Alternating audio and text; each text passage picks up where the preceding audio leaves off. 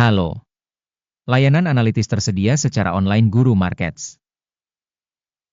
Mari kita mulai dengan beberapa informasi ringkasan tentang perusahaan tersebut. Sedikit lebih jauh, kita akan mempertimbangkan setiap parameter secara lebih rinci. Jika Anda tertarik, Anda dapat menjedanya.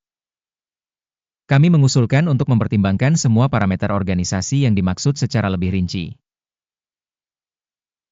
Sekarang mari kita menganalisis indikator kinerja perusahaan saat ini. Strategi, ticker, MSTR. Ulasan ini berdasarkan data terkini per 10 Juli 2025. Menurut klasifikasi Guru Markets, perusahaan mikrostrategi termasuk dalam subkategori Software Analytics. 17 organisasi berpartisipasi dalam perbandingan tersebut. Kita akan melihat keputusan pesanan berdasarkan hasil video ini. Hasil keseluruhan untuk perusahaan yang dimaksud adalah sebagai berikut, minus 4,5 dari 10 poin. Skor rata-rata untuk subkategori adalah 3,7 poin. Jika Anda melihat secara luas, dalam kerangka pasar secara umum, kita dapat melihat bahwa hasil rata-rata untuk seluruh pasar saham secara keseluruhan adalah 1,8 poin. Terhadap peringkat minus, 4,5 poin untuk strategi. Membandingkan dinamika harga saham perusahaan mikrostrategi dan perusahaan subkategori, kita dapat melihat bahwa selama 12 bulan sahamnya strategi menunjukkan dinamika sebesar 224,1%. Terhadap perubahan harga pada subkategori 279,7%. Kapitalisasi pasar organisasi mikrostrategi berjumlah 113,59 miliar dolar. Dan kapitalisasi pasar subkategori tersebut adalah 609 miliar dolar. Nilai buku perusahaan diperkirakan sebesar 33,08 miliar dolar. Dengan kapitalisasi subkategori sebesar 53 miliar dolar. Setelah membandingkan saham di bursa saham dan kapitalisasi neraca, kita dapat melihat hal berikut. Membagikan mikrostrategi pada subkategori saat menilai nilai pasar adalah 18,658%. Kapitalisasi nilai buku adalah 62,936%. Penilaian pangsa pasar organisasi dan nilai buku subkategori, baik, 1 poin. Kewajiban keuangan perusahaan yang dianalisis berjumlah 7,941 miliar dolar. Rasio utang terhadap nilai buku adalah 24% dari ekuitas. Peringkat kewajiban keuangan perusahaan, baik, 1 poin. Rasio nilai pasar terhadap pendapatan perusahaan adalah 0. Rata-rata dalam subkategori 0. Evaluasi rasio harga saham terhadap laba perusahaan dibandingkan dengan perusahaan dalam subkategori sangat buruk, minus 2 poin. Laba selama 12 bulan terakhir adalah minus 5.342 juta dolar. Pendapatan ke depan untuk 12 bulan berikutnya tidak diketahui. Penilaian indikator proyeksi keuntungan masa depan dibandingkan dengan subkategori buruk, minus 1 poin. Rasio harga terhadap pendapatan perusahaan adalah 247,3. Rata-rata dalam subkategori adalah 33,5. Evaluasi rasio nilai pasar saham terhadap pendapatan perusahaan dibandingkan dengan indikator dalam subkategori buruk, minus 1 poin. Pendapatan selama 12 bulan terakhir adalah 460 juta dolar. Pendapatan masa depan untuk 12 bulan berikutnya tidak diketahui.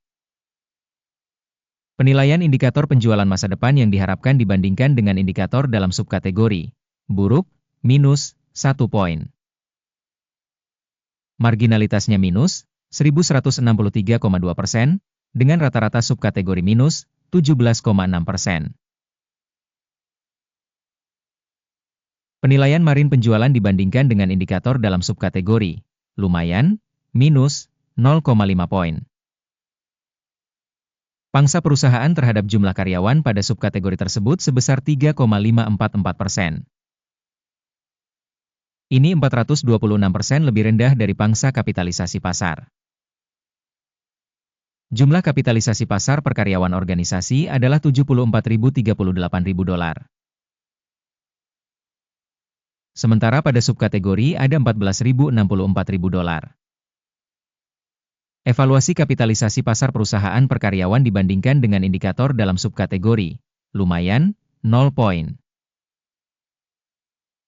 Volume laba per karyawan perusahaan adalah minus 3.482,1 ribu dolar.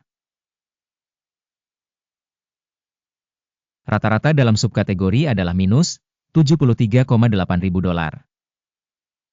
Evaluasi laba per karyawan individu perusahaan dibandingkan dengan indikator perusahaan dalam subkategori. Tolet, minus 0,5 poin. Pendapatan perusahaan per karyawan adalah 299.000 dolar. Dalam subkategori 420.000 dolar. Evaluasi bagian pendapatan per karyawan dibandingkan dengan indikator perusahaan dalam subkategori. Tolet, minus 0,5 poin. Volume transaksi pendek setara dengan 9,4%, dengan rata-rata untuk subkategori sebesar 3,9%. Indikator RSI 14 menunjukkan tingkat 61% untuk perusahaan strategi. Untuk subkategori, level ini sekitar 59%. Harga saham perusahaan saat ini sekitar 415 dolar. Target harga konsensus untuk saham perusahaan adalah sekitar 527 dolar. Mari kita pergi ke tabel pesanan. Tersedia untuk Anda, tautannya ada di komentar yang disematkan. Tabel pesanan berisi semua keputusan yang dibuat sebelumnya musim ini oleh Sistem Informasi Evaluasi dan Referensi Guru Markets. Akses ke tabel pesanan sepenuhnya gratis dan terbuka, tautan di komentar yang disematkan. Sebagai hasil analisis strategi. Sistem Informasi dan Referensi Penilaian Guru Markets, sebuah keputusan telah dibuat. Membuka perdagangan untuk dijual dengan harga 415,41 dolar per saham. Pesanan dibuka karena perusahaan memiliki valuasi dan perubahan harga yang cukup rendah. Penilaian organisasi didasarkan pada metode penilaian, Indeks AKIM. Take profit ditetapkan pada 170,42. Stop loss ditetapkan pada 660,4. Jika order tidak ditutup dengan take profit atau stop loss, maka order akan ditutup secara otomatis berdasarkan hasil sesi perdagangan pada tanggal 9 Agustus 2025.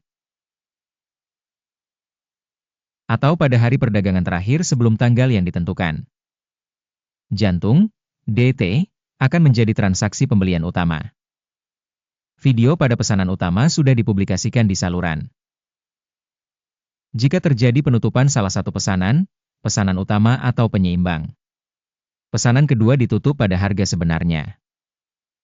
Terima kasih banyak telah menonton video ini dan telah menggunakan sistem informasi dari Guru Markets.